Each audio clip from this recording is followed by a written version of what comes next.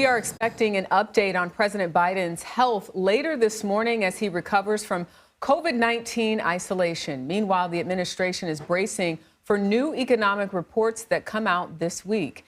Chief White House correspondent Nancy Cordes is at the White House covering all of this for us. So, of course, a lot of folks focus on the president's health and his condition. So far, it looks like it's okay. But what more do we know about when he might actually come out of isolation, Nancy? Well, Jericka, the president said yesterday that he wants to get back to working in person with his staff by the end of the week. But the reality is that's going to be dictated by that little strip, pink strip that tells him whether he is still COVID positive or not. The White House has said that until he tests negative, he will remain in isolation. So if he is still testing positive on Friday, he'll still be at the residence. We know that he wants to head home to Wilmington for the weekend, so he's probably hoping that he'll turn negative by then. He's also had a full agenda that he's had to put on hold to some degree. You know, he was supposed to go to Florida yesterday to speak in person at a law enforcement conference. Instead, he had to deliver his remarks remotely. I've told by people who have spoken to him that he is sort of champing at the bit to get back around people again. This is a president who likes to be surrounded by people, likes to interact, and is cooped up in the White House residence. According to everyone from the president to his doctor, his symptoms are improving. So that's a good sign as he wraps up this 5-day course of Paxlovid. Nancy, let me ask you about this other looming pandemic. The White House gave an update on its response to monkeypox at its latest briefing. What did they say? That's right. We heard from Dr. Ashish Jha, the White House COVID coordinator, and he laid out some figures for us about the ways in which the administration is trying to very quickly ramp up the number of tests and vaccines out there for monkeypox. So he said to date, they've distributed more than 300,000 vaccines to jurisdictions around the country. He said the FDA is working very quickly to finalize the approval of nearly 800,000 additional doses. He says there are also 1.3 million doses of smallpox vaccine stockpiled that could be used as well. He stopped short of declaring the smallpox a federal health emergency. That's something that we know has been on the table, but at this point, the White House does not appear to be ready to take that formal step. So dealing not just with monkeypox and, of course, just trying to get out of isolation, but I want to talk about the president's legislative agenda. There are several bills in Congress, as you know, which seem to be close to making it to the president's desk with bipartisan support. Can you talk about some of those and what that means for the president and his party going into the midterms?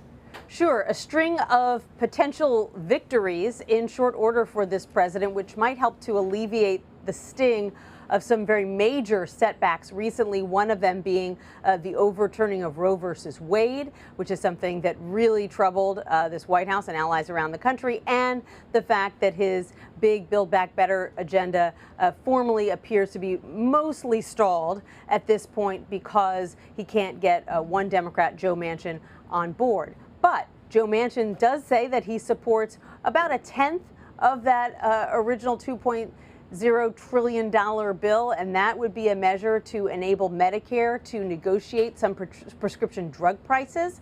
And that's something that has a lot of support among Democrats in both the House and the Senate. So that's something that could pass fairly quickly. The Congress is poised to pass as soon as this week a major measure that has been sort of building momentum for months now to boost the supply of semiconductors. It's the CHIPS Act, and that is something that we know is so critical, particularly to the automotive industry, but really to all kinds of industries in this country. So that would be a major victory. And then another thing that Democrats are really pushing for is a law to enshrine marriage rights in this country. A lot of concern after the conservative-leaning Supreme Court overturned Roe v. Wade that they might come for same-sex marriage next, even though some of the Supreme Court justices made it clear that that was not their intention. Well, Democrats are intent on pushing a vote. They already have done so in the House, looking to do that in the Senate as well, kind of put some Republicans on the spot and enshrine those rights into law. So Nancy, as you know, we are expecting to see some new economic reports this week. Break down what's coming and what it might potentially show.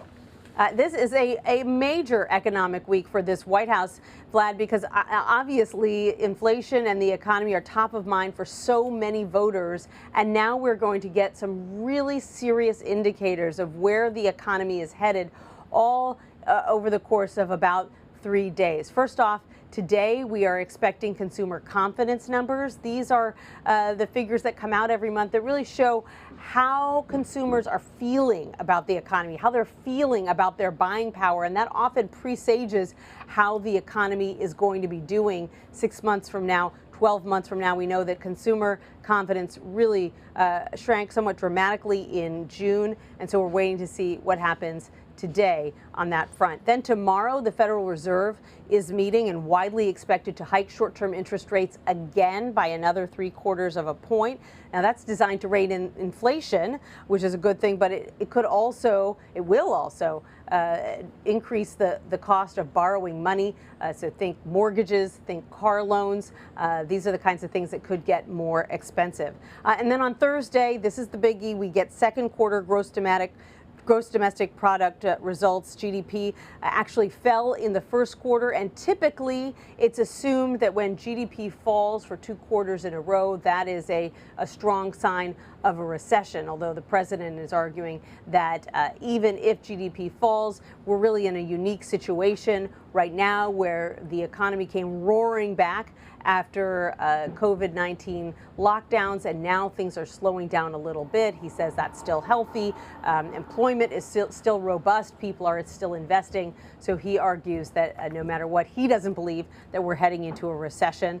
That's something that we've heard from the Treasury Secretary, other White House officials. But as you know, there have been predictions from some Wall Street firms that they fear we could be heading for a recession in the year ahead. All right, Nancy Cordes for us at the White House. Nancy, as always, thank you very much. You're welcome.